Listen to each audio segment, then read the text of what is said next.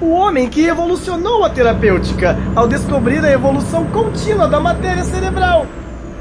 Os senhores cavalheiros que, por nacionalidade, herança ou dons naturais, estão destinados a ocupar seus respectivos lugares no mundo em movimento, os tomo como testemunhas de que estou tão sensato como, ao menos, a maioria dos homens livres. E tenho certeza de que o Dr. Seward, humanista e médico jurista, assim como cientista, irá considerar como um dever moral me tratar como alguém que deve ser considerado e analisado baixo condições especiais. Fez esta última observação que o deixaria sair. No entanto, pensei que seria melhor esperar antes de fazer algo assim, já que o paciente era dado a mudanças de comportamento. Então resolvi fazer uma declaração sobre a rapidez com a qual estava se curando, e que conversaria longamente com ele pela manhã. Isso não o satisfez em absoluto. Mas, Dr. Seward, temo que o senhor não compreendeu qual é o meu desejo. Desejo ir agora, imediatamente, nesse mesmo instante, sem esperar um minuto sequer. Tempo urge. E essa é a essência de nosso contrato. Tenho certeza de que é suficiente comunicar ao médico tão admirável quanto o Dr. Seward um desejo tão simples, ainda que impulsivo, para garantir que seja atendido.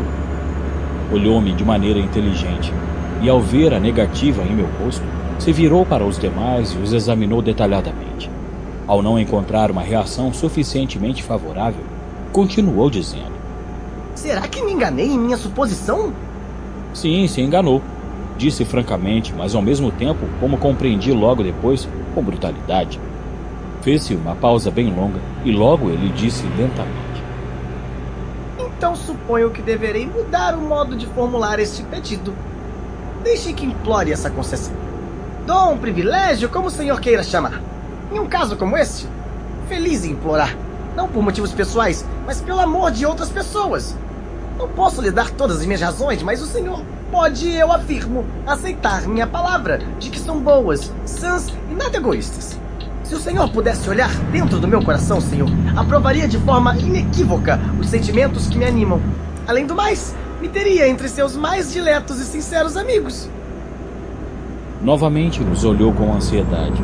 Estava cada vez mais convencido de que sua mudança repentina de método intelectual era apenas outra forma ou face de sua loucura. E então, decidi deixá-lo falar mais um pouco, sabendo por experiência que os loucos se denunciam. Van Helsing o estava observando com um olhar de extraordinária intensidade, com suas sobrancelhas cheias, quase em contato uma com a outra. Disse a Renfield em um tom que não me surpreendeu neste momento, mas sim ao pensar nisso mais tarde. Era o tom de alguém que se dirigia a um igual. O senhor não pode nos dizer francamente quais são suas razões para desejar sair daqui nesta mesma noite? Tenho certeza de que me satisfazendo. Eu que sou um estrangeiro sem preconceitos. Tenho costume de aceitar todo tipo de ideia. O Dr. Seward lhe concederá o privilégio que deseja. Renfield sacudiu a cabeça com tristeza, e o professor continuou: Vamos, pense bem. O senhor pretende gozar do privilégio da razão em seu mais alto grau, já que tenta nos impressionar com sua capacidade de raciocinar. Seria conveniente que nos ajudasse para que possamos ajudá-lo. Renfield voltou a sacudir a cabeça e disse: Dr. Van Helsing, nada tenho a dizer. Seu argumento é válido e se tivesse liberdade para falar, não duvidaria em fazê-lo. Mas não sou eu que tenho o poder de decidir sobre esse assunto. A única coisa que posso fazer é pedir um voto de confiança. Mas se me negarem este pedido, a responsabilidade não será minha. Pensei ser aquele o melhor momento para pôr fim àquela cena, que já estava se tornando comicamente grave, e disse: Vamos, amigos. Temos muito o que fazer. Boa noite. No entanto, quando me aproximei da porta, uma nova mudança aconteceu em meu paciente. Veio até mim com uma rapidez que, por um momento, acreditei que se tratava de outro ataque homicida, mas eu estava enganado. Ele estendeu as mãos em uma atitude de súplica e me pediu em tom emocionado, mas viu que este excesso de emoção falava contra ele. Olhei para Van Helsing e vi minha convicção refletida em seus olhos. Fiquei ainda mais convencido de que havia tomado a decisão certa e fiz um gesto que demonstrava claramente que seus esforços não iriam dar resultados. Ficou histérico, caiu de joelhos e levantou as duas mãos juntas, implorando para que eu atendesse seu desejo. Me permita, Dr. Seward, implorar que me deixe sair desta casa, me manter aqui. Peço de fundo do coração. Ai de mim, não posso falar. Por tudo quanto é mais sagrado, por tudo quanto é mais querido, por seu amor perdido, por sua esperança de viver, pelo amor de Todo-Poderoso, me tire daqui e evite que minha alma se sinta culpada. Não me ouve, doutor. Não compreende que estou dizendo a verdade. Que não estou em um momento de loucura, mas que sou, neste momento, o homem tentando salvar sua própria alma. Por Deus, deixe-me ir. Vamos, não continue com essa cena, já presenciamos o bastante. Vá para a cama e trate de se comportar de forma mais discreta. De repente, ficou em silêncio e me olhou fixamente por um momento. Então, sem pronunciar uma palavra, virou-se e sentou na beirada da cama. Possa acontecer que tenha feito todo o possível para convencê-lo esta noite. Tranquilamente, já que Mina estava bem. Alegro-me muito de que tenha aceitado se afastar e nos deixar encarregados do trabalho. De certo modo, era como um pesadelo para mim que estivesse misturada em tão terrível assunto. Mas agora que seu trabalho está feito, que graças à sua inteligência e esforço todas as informações foram reunidas, pode deixar que nós nos encarreguemos do resto. Creio que estávamos um pouco irritados com a cena que vimos no quarto do Sr. Renfield. Ficamos em silêncio até chegar ao escritório do Dr. Seward. Uma vez ali, o Sr. Morris disse ao doutor: Diga-me, John, se esse homem não estava representando uma cena com o fim de nos enganar, creio que é o louco mais sensato que já conheci. Não tenho certeza, mas penso que tinha algum objetivo muito sério. Lord Godalming e eu ficamos em silêncio, mas o Dr. Van Helsing acrescentou: Amigo John, o senhor conhece mais malucos do que eu. Fico feliz por isso. Que temo que se fosse eu quem tivesse que tomar a decisão, o teria deixado em liberdade antes que tivesse esse ataque de nervos. Mas vivemos aprendendo. E no momento atual não devemos correr riscos inúteis, como diria meu amigo Quincy. Todos estão melhores como estão. O Dr. Seward pareceu responder aos dois de forma preocupada. A única coisa que sei é que estou de acordo com os senhores. Se esse homem fosse um louco comum, teria corrido o risco de confiar nele, mas parece estar ligado ao conde de forma muito estranha. Tenho medo de fazer algo indevido ao satisfazer seus desejos. Não posso esquecer como implorava, quase que com o mesmo fervor, quando pedi um gato, e como depois tentou destroçar minha garganta com os dentes. Além disso, chamou o conde de senhor e amo. E é possível que deseje sair para ajudá-lo em algum plano diabólico. Essa coisa terrível que tem com os lobos, os ratos e seus iguais para ajudá-lo. Imagino que é capaz de usar um pobre lunático. No entanto, é verdade que parecia sincero. Espero ter feito o melhor para este caso. Essas coisas, junto ao duro trabalho que nos espera, são suficientes para afetar os nervos de um homem. O professor avançou e, colocando uma mão em seu ombro, disse com a seriedade e amabilidade habituais: Não tema, amigo John. Estamos cumprindo com o nosso dever em um caso extremamente triste e terrível. E outra coisa poderíamos esperar, a não ser a piedade do Altíssimo? Lord Godalming havia saído durante uns minutos, mas voltou imediatamente. Levantou um pequeno apito de prata enquanto o observava. É possível que esta casa esteja cheia de ratos. Nesse caso, temos um antídoto à mão.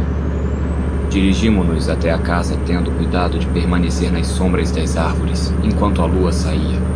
Quando chegamos, o professor abriu sua maleta e tirou um monte de objetos que foi colocando em um dos degraus, formando com eles 4 grupos. Evidentemente, um para cada um de nós. Meus amigos, vamos correr um grande risco e temos que nos armar de várias formas. Nosso inimigo não é somente espiritual. Lembre-se de que tem a força de 20 homens. E que nossos pescoços e sistemas respiratórios são do tipo comum. Ou seja, podem ser quebrados. Os dele não podem ser vencidos pela força. Um homem mais forte, um grupo de homens, que em conjunto são mais fortes que ele, pode segurá-lo às vezes, mas não pode feri-lo como nós podemos ser feridos por ele. Então é preciso ter cuidado para que ele não nos toque. Tenham isso perto do coração. Enquanto falava, levantou um pequeno crucifixo de prata e o entregou para mim, já que eu era o que estava mais próximo dele. Ponham estas flores ao redor do pescoço. Falou, nos dando um colar feito de cabeças de alho. Para outros inimigos mais terrenos, este revólver e este punhal. E para nos ajudar a enxergar, essas pequenas lanternas elétricas. E isto, que não devemos usar sem necessidade. Era um pedaço da Sagrada Hóstia, que meteu em um envelope e me entregou.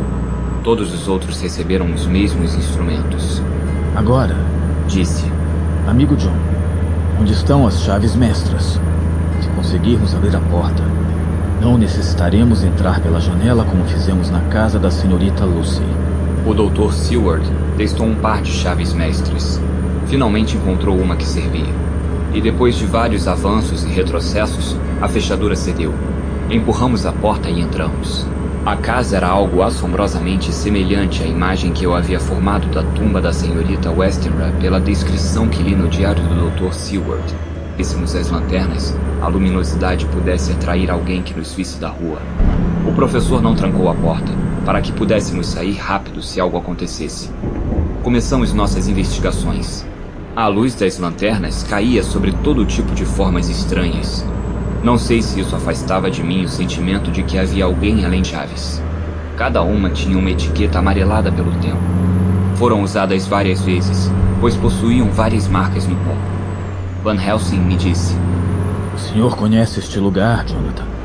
Copiou as plantas e o conhece melhor que nós. Onde é a capela? Tinha uma ideia de onde poderia encontrá-la. Durante minha visita, não havia conseguido entrar nela. Fiz papel de guia, e depois de umas quantas voltas equivocadas, me encontrei diante de uma porta baixa, que formava um arco de madeira, cruzada por barras de ferro. Este é o lugar, disse o professor. Com alguma dificuldade, encontramos a chave para abri-la. Estávamos preparados para que algo desagradável acontecesse. Mas ao abrir a porta, sentimos um ar mal cheiroso que parecia brotar entre as fendas. E nenhum de nós esperava se deparar com um cheiro como aquele. Nenhum dos outros já havia visto o Conde, e quando estive com ele, o via rapidamente nos cômodos ou escalando as paredes do castelo, depois de se saciar de sangue fresco. Mas ali, o lugar era muito pequeno e estava fechado por muito tempo. Parecia que o ar estivera estancado, esperando para sair, com esse cheiro de podre. Depois do primeiro estremecimento involuntário, consequência direta da primeira rafada de ar nauseabundo, começamos a trabalhar. Examinamos o lugar cuidadosamente, e o professor disse ao começar: Antes de mais nada, temos que ver quantas caixas ainda estão aqui. Depois, devemos examinar todos os buracos e fendas para ver se há alguma indicação sobre o que aconteceu com as outras. Só restaram 29 caixas das 50. Em um determinado momento, levei um bom susto. Lord Godalming havia se virado repentinamente e olhava pela porta de entrada. Eu também olhei, e durante um instante, me pareceu ter visto os rasgos do rosto maligno do conde. O nariz afilado, os olhos vermelhos e a terrível palidez. Foi só um átimo de segundo, resumido por Lord Godalming. Pensei ter visto um rosto, mas eram apenas as sombras. E voltou a se dedicar à sua investigação. Virei minha lanterna até a direção da entrada e me dirigi até lá. Não havia sinais da presença de ninguém. Suponho que o medo havia ajudado a imaginação e não disse nada. Alguns segundos mais tarde, vi que Morris saiu repentinamente do lugar onde estava. Todos nós seguimos seus movimentos com o olhar e vimos uma massa fosforescente que tremeluzia como estrelas. Instintivamente todos demos um passo atrás. Todo o lugar estava se enchendo de ratos. Durante um momento permanecemos imóveis, assombrados. Menos Lord Godalming, que parecia estar preparado para algo assim. Correu até a porta e a abriu. Logo depois, começou a tocar o apito de prata lentamente. De trás da casa do Dr. Seward vieram latidos de vários cachorros e 1 minuto depois, 3 terriers apareceram correndo. Inconscientemente tínhamos voltado para a entrada e ao fazê-lo, vimos que o pó daquele lado estava remexido. Deve ter sido por ali que saíram as caixas que faltavam. Mas não pudemos pensar muito no assunto. A quantidade de ratos aumentava a cada minuto. Os cachorros apareceram repentinamente, mas se detiveram no umbral da porta. Ficaram parados, cheirando o lugar. Logo levantaram as cabeças e começaram a uivar de maneira lúgubre. Os ratos se multiplicavam aos milhares. Saímos dali. Lord Godalming pegou um dos cachorros no colo, o levou para dentro e o pousou suavemente no chão. Neste momento, o animal recuperou sua coragem e atacou seus inimigos naturais. Os ratos fugiram com tanta rapidez que os outros 2 cachorros, transportados para dentro da mesma forma que o primeiro, tiveram poucos animais para afugentar. Com o desaparecimento daqueles seres repugnantes, parece que algo diabólico foi embora também. Isso se percebia pela mudança de comportamento dos cães, que passaram a brincar alegremente. Nós já não tínhamos medo e voltamos ao trabalho. Fechamos a porta e começamos a verificar a casa, levando os animais conosco. Só encontramos pó e tudo parecia nunca ter sido tocado. Os cachorros não demonstraram mais sinais de inquietação. Inclusive, quando voltamos para a capela, continuaram brincando, como se estivessem caçando coelhos no bosque. Surgia o resplendor do amanhecer quando saímos pela porta principal.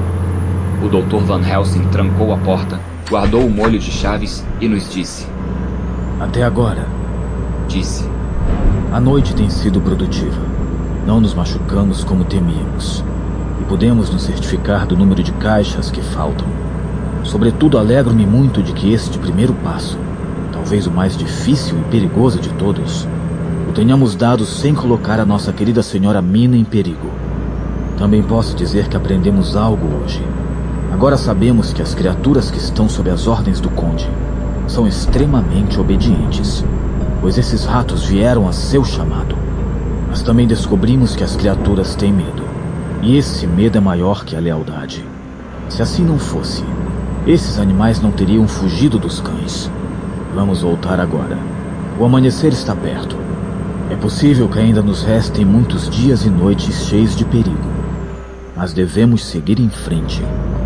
A casa estava imersa em profundo silêncio, a não ser pelos gritos de uma pobre criatura que estava em uma das alas mais afastadas e um som baixo e triste que saía do quarto de Renfield. Com certeza o pobre homem estava se torturando com pensamentos dolorosos. Entrei no meu quarto na ponta do pé e encontrei Mina dormindo, respirando com tanta suavidade que tive que aguçar o ouvido para poder ouvi-la. Parecia mais pálida que de costume. Esperava que a reunião da tarde não a tivesse impressionado demais. Sinto-me agradecido por não tê-la conosco durante o trabalho mais perigoso. É possível que algumas coisas a pudessem assustar. No entanto, ocultá-las seria pior que revelá-las, caso suspeite de que não dissemos algo. Por isso, teremos que ser para ela agora como livros fechados. Não deixar que desconfie de nós e não contarmos nada até que tudo esteja resolvido. Deitei-me no divã para não perturbá-la. 1 de outubro, mais tarde. Suponho que é natural que tenhamos dormido até tarde hoje. Inclusive Mina, que deveria estar muito cansada. Apesar de eu ter ido dormir, estava tão profundamente adormecida que ao despertar não me reconheceu em um primeiro momento. Olhou-me com um profundo terror, como se estivesse acordando de um terrível pesadelo. Reclamou de cansaço, então a deixei deitada por mais tempo. Sabíamos agora que 21 caixas haviam sido retiradas, e no caso de ter sido em uma única vez, poderíamos encontrá-las. Claro que isso significaria um trabalho imenso, e quanto antes resolvêssemos este assunto, melhor seria. Tinha que rever Thomas Snelling. Do diário do Dr. Seward. 1º de outubro. Já era quase meio-dia quando fui acordado pelo professor. Estava mais alegre e amável do que de costume, e é evidente que o trabalho da noite anterior havia tirado um peso de suas costas. Depois de falar sobre a aventura que vivemos, disse repentinamente: Seu paciente me interessa muito. É possível visitá-lo esta manhã com o senhor? Se o senhor estiver muito ocupado, eu posso ir sozinho, se me permitir. É uma experiência nova para mim. Encontrar um louco que fala sobre filosofia de maneira tão sensata. Eu tinha algumas coisas importantes para fazer, então disse que poderia ir sozinho. Chamei um dos meus ajudantes e dei algumas instruções. Antes que o mestre saísse, o aconselhei a tomar cuidado e a não se envolver com o meu paciente. Desejo que me fale de si mesmo e de sua decepção quanto ao consumo de animais vivos. Ele disse à senhora Mina, como vi em seu diário de ontem, que teve essas crenças no passado. Por que o senhor ri, amigo John? Desculpe, mas a resposta está aqui. Falei colocando as mãos sobre as cópias datilografadas. Quando o nosso sensato e inteligente lunático fez essa declaração, ainda tinha a boca cheia de moscas e aranhas que acabara de comer. momentos antes da senhora Mina entrar no cômodo. Bem, Me disse o professor. sua memória é boa. Esse desvio do pensamento e da memória é o que faz o estudo das doenças mentais tão apaixonante. É possível que eu consiga obter mais conhecimentos sobre a loucura com esse pobre homem do que poderia obter estudando os homens mais sábios. Quem sabe? Continuei meu trabalho e antes que passasse muito tempo, já havia terminado o mais urgente. Na verdade, parecia que não havia passado tanto tempo assim, mas Van Helsing voltou ao escritório.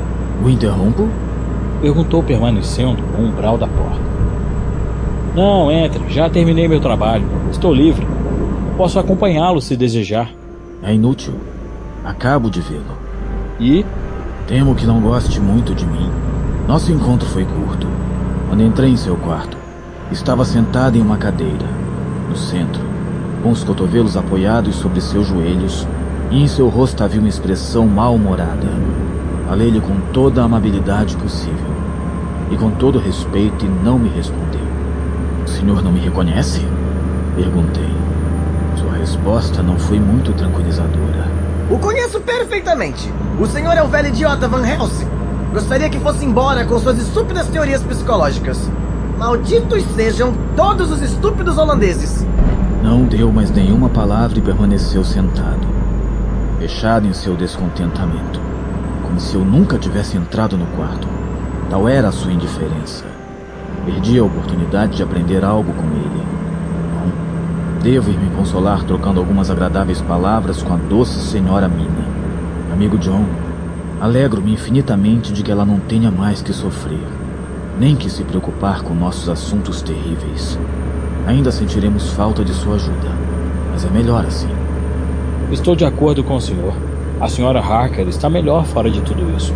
A situação já é bastante ruim para nós. Van Helsing foi conversar com o senhor e a senhora Harker. Quincy e Art saíram para tentar descobrir o máximo que pudessem sobre o desaparecimento das caixas. Eu tenho que fazer minha ronda. Esta noite nos reuniremos. Diário de Mina Harker, 1º de outubro. É estranho para mim. Não me agrada ficar no escuro, depois da total confiança de John por tantos anos. É desagradável ver que ele evita certos assuntos. Dormi até muito tarde hoje. Estava muito cansada de ontem. John falou comigo antes de sair, com muito mais ternura do que o costume, mas não mencionou uma palavra sobre o que havia acontecido na excursão que fizeram ontem à casa do conde. Sinto-me triste e mal-humorada. Ontem à noite deitei-me quando os homens partiram, simplesmente porque me disseram para fazê-lo. Não tinha sono e estava por demais ansiosa. Estive pensando em tudo o que aconteceu desde que Jonathan foi me ver em Londres, e tudo parecia uma grande tragédia, como se o destino nos empurrasse para o fim. Tudo o que fazemos, ainda que com a melhor das intenções, parece nos conduzir a algo deplorável. Se eu não tivesse ido a Whitby, talvez a pobre e querida Lucy ainda se encontrasse entre nós. Não tinha passado por sua cabeça visitar o cemitério até a minha chegada. E se não tivesse ido até lá durante o dia, não teria voltado em seu sonambulismo e o monstro não se aproximaria dela. Mas por quê? Por que fui a Whitby? Choro.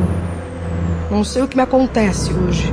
Preciso esconder essa minha fragilidade de Jonathan, pois se souber que chorei, eu que não choro nunca, o pobre homem se desanimará e irá se preocupar demais. Devo manter um semblante sereno.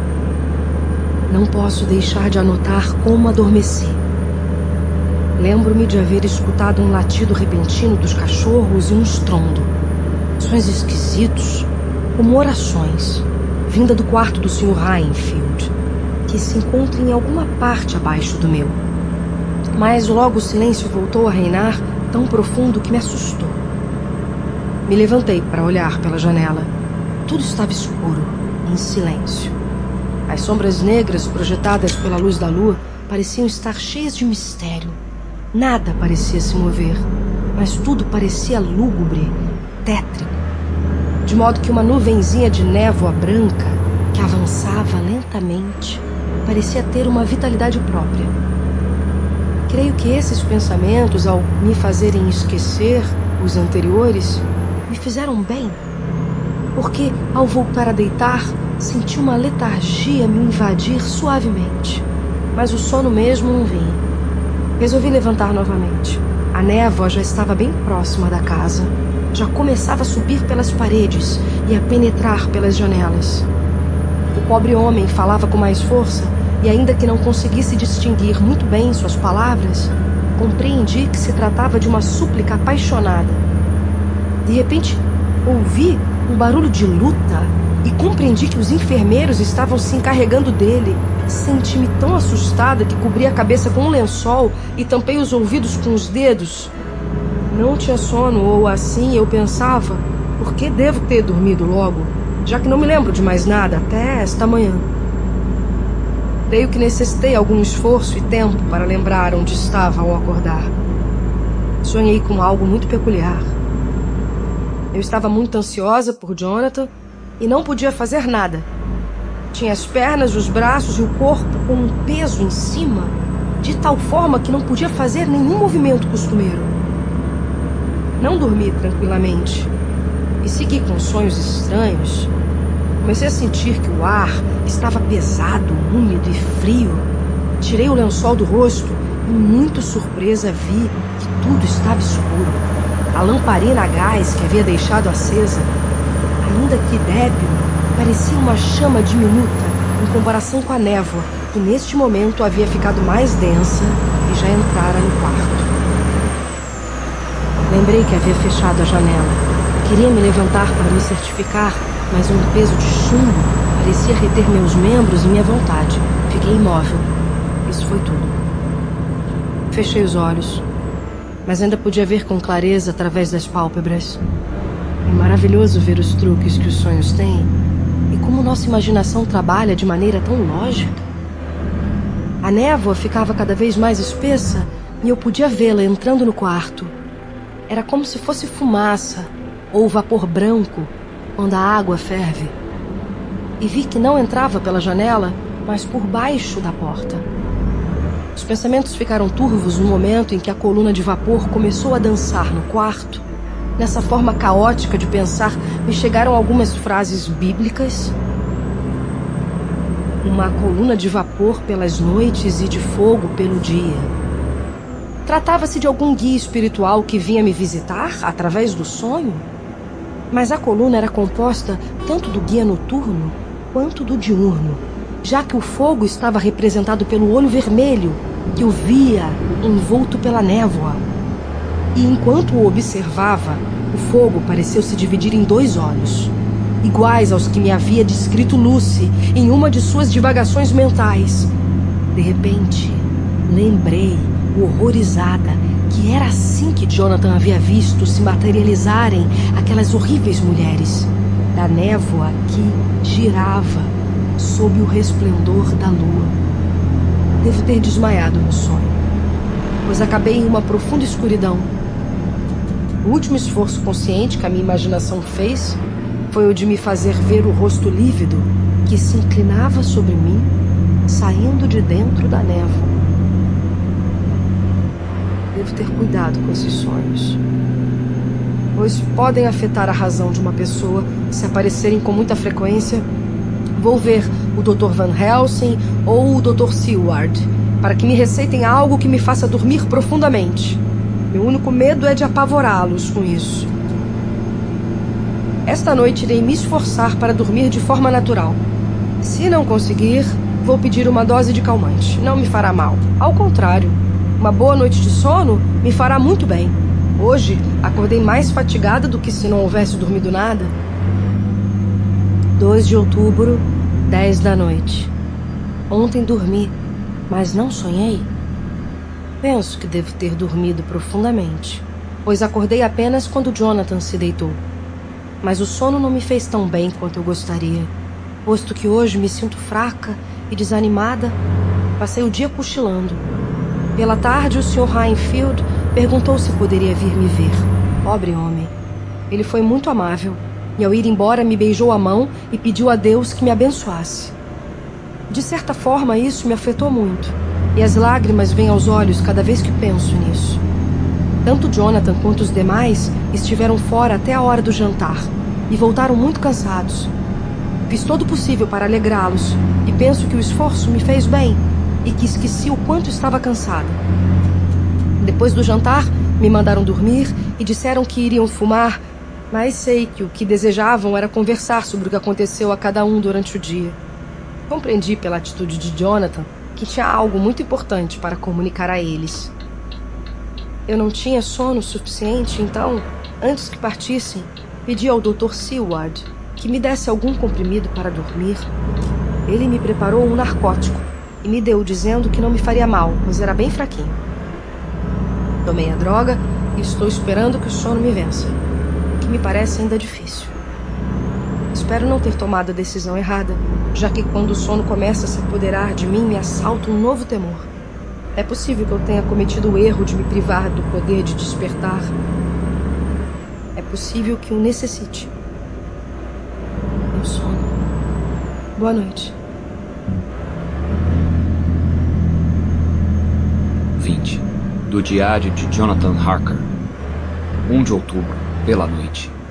Encontrei com Thomas Snelling em sua casa, em Bethnal Green, mas, infelizmente, não estava em condições de se lembrar de nada. No entanto, soube através de sua esposa que ele era apenas o assistente de Smollett.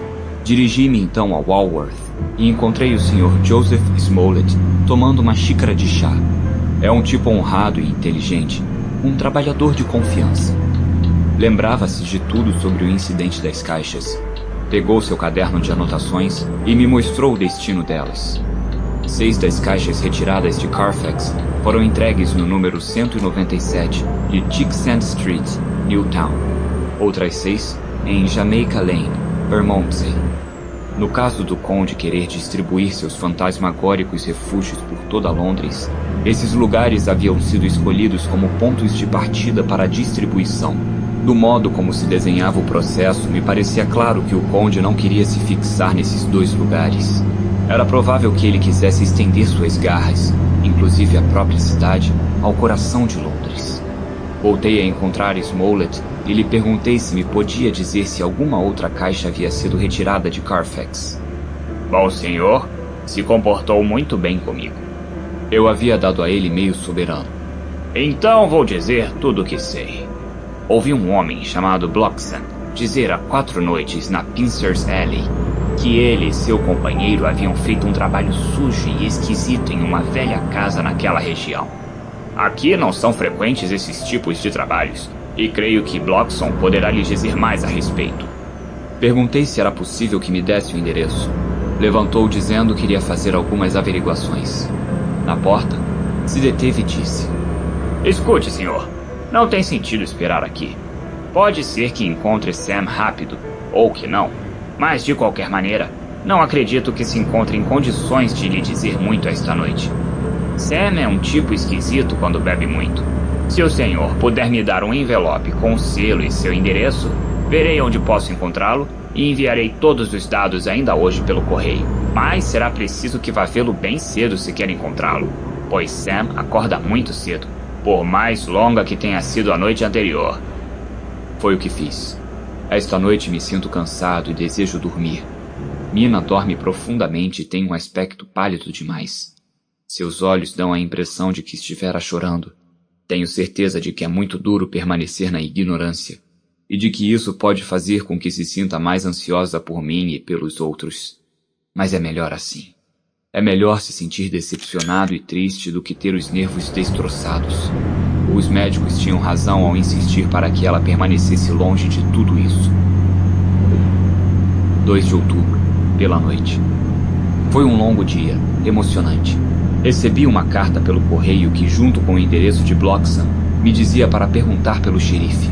Levantei sem acordar Mina, que estava ainda mais pálida e dormia profundamente. Decidi que, ao voltar dessa diligência, iria tomar providências para enviá-la de volta a Exeter. Parti para Walworth e tive uma certa dificuldade em achar o endereço, pois a ortografia de Smollett me enganou. Achei o xerife, que me disse que Bloxham havia passado a noite na hospedaria, mas saíra cedo para trabalhar. Ele não soube me dizer o local exato, mas pensava ser em um armazém novo. Já era meio-dia e ainda não havia conseguido nada. Entrei em um café, onde várias mulheres comiam. Uma delas me disse que estavam construindo um novo armazém em Cross Angel Street. Imediatamente me dirigi até lá. Um capataz da obra, mediante um soberano, me colocou na pista de Bloxham. Quando sugeri que estava disposto a pagar um dia de salário do capataz pelo privilégio de poder fazer algumas perguntas ao homem, ele mandou que o buscassem. Era um tipo bastante inteligente, ainda que de gestos e maneira de falar um tanto brutas. Falou o que eu queria, também mediante pagamento. Fez 2 viagens entre Carfax e uma casa de Piccadilly, levando 9 caixas muito pesadas.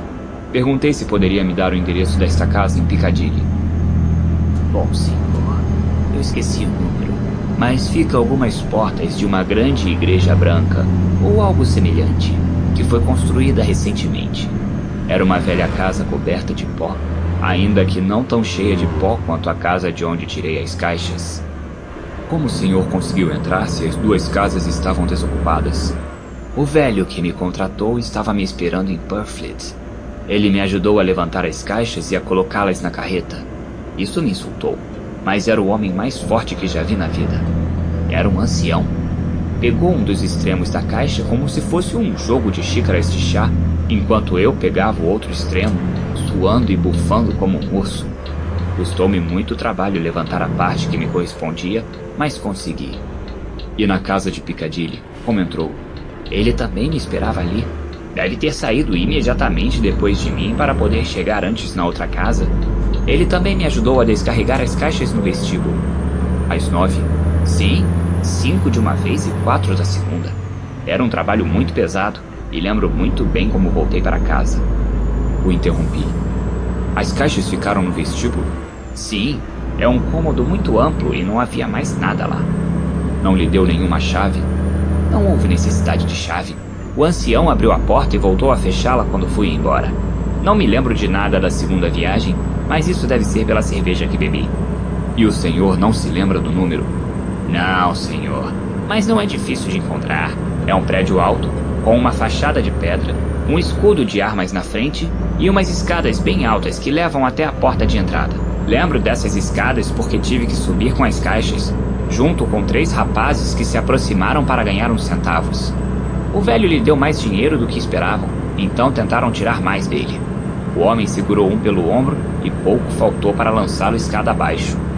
Eu acreditava que com todas essas informações não seria difícil de encontrar essa tal casa e fui para Piccadilly. Foi doloroso saber que o conde podia movimentar as caixas sozinho. Isso me dizia que o tempo era muito precioso, pois ele poderia terminar o que queria no tempo que quisesse, sem que notássemos. Encontrei a casa descrita. Parecia estar abandonada há muito tempo. As janelas estavam cheias de pó e as persianas estavam levantadas. Toda a estrutura havia escurecido com o tempo e a pintura das partes metálicas já havia desaparecido. Era evidente que ali na parte superior do balcão já estivera pendurado um anúncio, que havia sido retirado bruscamente. Gostaria de ter visto este anúncio. Poderia me dar pistas do proprietário. No momento não podia fazer nada ali. Portanto, fui até a parte posterior para ver se descobria algo. Perguntei a alguns criados das casas vizinhas se podiam me dar alguma informação sobre quem havia comprado a casa. Eles me disseram que eu poderia obter detalhes no escritório de Mitchell, Sons e Candy, os corretores. Estava escurecendo e não quis perder tempo. Fui até esse escritório. O cavalheiro que me recebeu tinha modos muito suaves, mas não era muito comunicativo. Depois de me dizer que a mansão, como chamou a casa de Piccadilly, estava vendida, pensou que meu interesse acabara ali. Quando perguntei quem havia comprado, arregalou os olhos e fez uma pausa antes de dizer novamente que a casa estava vendida. Me perdoe, senhor, eu disse com a mesma cortesia, mas tenho razões especiais para desejar saber quem adquiriu esse prédio.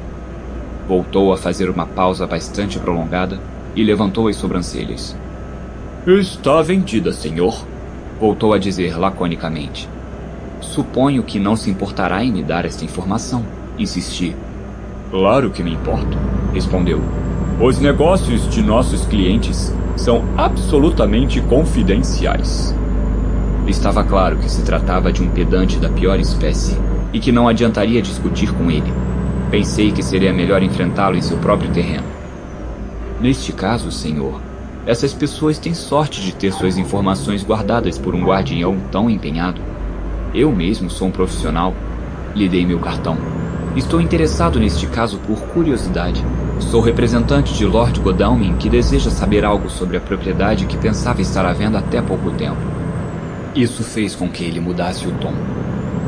Gostaria de dar essas informações, Sr. Harker, e especialmente gostaria de ajudar seu cliente. Em certa ocasião, levamos a cabo umas transações sobre aluguel de uns quartos quando ainda era o honorável Arthur Homewood. Se o senhor puder me dar seu endereço, terei enorme prazer em conseguir informações sobre o sujeito. Envio-lhe uma carta esta mesma noite. Agradeci e lhe dei o endereço da casa do Sr. Seward. Já era noite e eu estava cansado e faminto. Tomei uma xícara de chá e voltei para Purfleet de trem. Encontrei todos em casa. Mina ainda estava pálida e cansada, mas fez um enorme esforço para parecer amável e animada.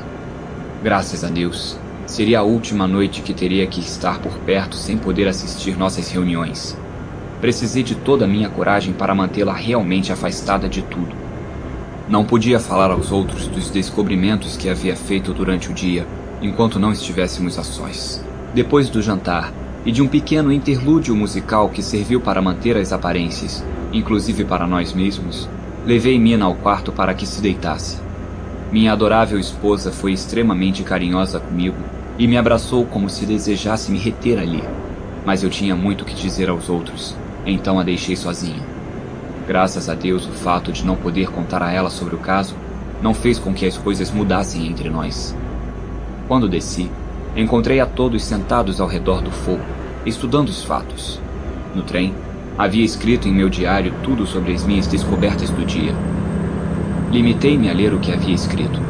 Quando terminei, Van Helsing disse: Seu dia foi magnífico, muito produtivo, amigo Jonathan. Sem dúvida estamos na pista das caixas que faltam. Se encontrarmos todas nessa casa, nosso trabalho se aproxima do fim. Mas se faltar alguma, teremos que procurar até encontrá-la. Aí sim, daremos o golpe final e faremos com que o monstro morra de verdade. Permanecemos todos em silêncio até que Morris disse: Mas digam, como vamos entrar nessa casa? Da mesma forma como entramos em Carfax, disse Lord Godalming, rapidamente. Mas Art, lá entramos de noite. O parque nos ocultava dos olhares indiscretos. Seria muito diferente em Piccadilly, tanto de noite quanto de dia. Confesso que não vejo como poderemos entrar, a não ser que este homem da imobiliária nos dê alguma chave. Lord Godalming franziu a sobrancelha, se levantou e andou pelo cômodo. De repente se deteve e disse, virando-se para nós e nos olhando um por um: Quincy tem razão. Nos demos bem nessa história de invadir a casa uma vez, mas o trabalho que temos agora é muito diferente. A menos que encontremos o chaveiro do conde. Como não podíamos fazer nada antes do amanhecer, e como era aconselhável esperar a comunicação de Mitchells, decidimos não dar nenhum passo até a hora do café da manhã. Permanecemos um tempo sentados, fumando, discutindo todas as facetas do assunto, visto de diferentes ângulos. Aproveitei a oportunidade para atualizar este diário. Tenho muito sono e preciso me deitar. Só uma linha mais. Mina dorme profundamente e sua respiração é regular. Sua testa está cheia de pequenas rugas, como se estivesse pensando enquanto dormia. Ainda está muito pálida. Espero que amanhã possamos pôr fim a tudo isso. Ela vai para nossa casa em Exeter. Deus, que sono tenho. Do diário do Dr. Silva, 1º de outubro. Estou absolutamente assombrado com o caso de River. Suas mudanças de humor são tão repentinas que tenho dificuldades de registrá-las e me adaptar a elas. E como sempre tem um significado que vai além de seu próprio bem-estar, é um estudo mais que interessante. Esta manhã, quando fui vê-lo, depois de ter se negado a falar com Van Helsing, seu comportamento era de um homem que estava se dirigindo ao destino. Na verdade, estava dando ordens ao destino. Não se preocupava com coisas terrenas. Estava nas nuvens e olhava do topo de seu altar todas as fraquezas e desejos dos pobres mortais. Decidi aproveitar a ocasião e perguntei: "O que me diz das moscas nesses últimos dias?" Sorriu com um ar superior. As moscas, meu querido senhor, têm uma característica surpreendente. Suas asas são típicas do caráter aéreo das faculdades psíquicas. Os antigos tinham razão quando representaram a alma em forma de mariposa. Ah, o senhor está buscando uma alma agora. Uma expressão de assombro apareceu em seu rosto, ao mesmo tempo em que sacudia a cabeça com uma energia que não havia visto antes. Não quero almas. Tudo que quero é vida. Seu rosto se iluminou neste momento. Sinto uma grande indiferença sobre isso atualmente. A vida está boa. Tenho tudo que necessito. O senhor precisa buscar outro paciente, doutor, se deseja estudar a zoofagia. Essa saída sua me deixou um pouco surpreso. Então, me diga, o senhor dirige a vida? Deve ser um deus, não? Sorriu com uma espécie de superioridade benigna. Oh, não tenho a arrogância de me atribuir divindade. Nem sequer me interesso pelo espiritual. Se for possível estabelecer minha posição intelectual, diria que estou para as coisas terrenas, como Enoque para as espirituais. Isso resultou em um problema para mim, pois não me lembrava da posição de Enoque. E por que se compara a Enoque? Porque andava com Deus. Não compreendia a analogia, mas não queria reconhecer isso. Então voltei ao assunto que ele havia negado. Então não se preocupa com a vida e não quer almas. Por quê? Fiz a pergunta rapidamente e o mais secamente possível para desconcertá-lo. Deu resultado, e por um minuto ele se tranquilizou e voltou a ter o comportamento sereno. Inclinou-se diante de mim e me adulou enquanto respondia. Não quero almas, isso é certo, não quero, não me serviriam de nada, não teria como usá-las, não as poderia comer. Ficou em silêncio repentinamente e a antiga expressão de astúcia voltou ao seu rosto. Escute, doutor, em relação à vida, o que tenho amigos, bons amigos como o Sr. Seward. Sei que nunca me faltará nada na vida. Penso que entre as brumas de sua loucura, viu em mim um certo antagonismo, porque retrocedeu ao abrigo dos loucos, o mais profundo e obstinado silêncio. Mais tarde, no decorrer do dia, me chamou. Normalmente, não iria vê-lo sem nenhuma razão especial, mas neste momento estou tão interessado nele que farei este pequeno esforço de forma alegre. Além do mais, fico feliz de que algo me ajude a passar o tempo. Harker está fora, Quincy e Lord Godalming também. Van Helsing está no meu escritório examinando cuidadosamente os registros preparados pelos Harker. Parece que ele acredita que por meio de um conhecimento exato de todos os detalhes possíveis, se chegue a algum indício importante. Encontrei Renfield sentado em uma cadeira no meio do quarto. Quando entrei, disse imediatamente: Que me diz das almas? Era evidente que minha ida foi uma decisão acertada.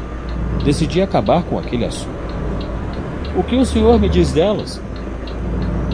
Ele não respondeu no momento. Olhou ao redor do quarto como se esperasse receber alguma inspiração para responder. Não quero almas, disse em um tom fraco, quase como um pedido de desculpas. O assunto parecia ocupar sua mente e decidi me aproveitar disso. Decidi ser cruel para ser bom, então disse a ele: O senhor gosta da vida. Quer a vida? Ah, sim, isso é bom. O senhor não precisa se preocupar com isso. Mas, perguntei, como vamos obter a vida sem obter a alma ao mesmo tempo? Ele pareceu surpreso, de forma que desenvolvi a ideia. O senhor irá passar um tempo muito divertido ao sair daqui com as almas de todas as moscas, aranhas, pássaros e gatos, voando, se retorcendo e miando ao seu redor. O senhor tirou suas vidas e deve saber o que fazer com suas almas. Algo pareceu afetar a sua imaginação. Cobriu os ouvidos com os dedos e fechou os olhos, apertando-os com força, como faz uma criança quando os pais lavam seu rosto com sabão. Havia algo patético nele que me emocionou. Era evidente que seu cérebro estava entrando em choque. Pensava que deveria entrar mais em sua mente e o primeiro passo seria ganhar, novamente, sua confiança. Perguntei em voz alta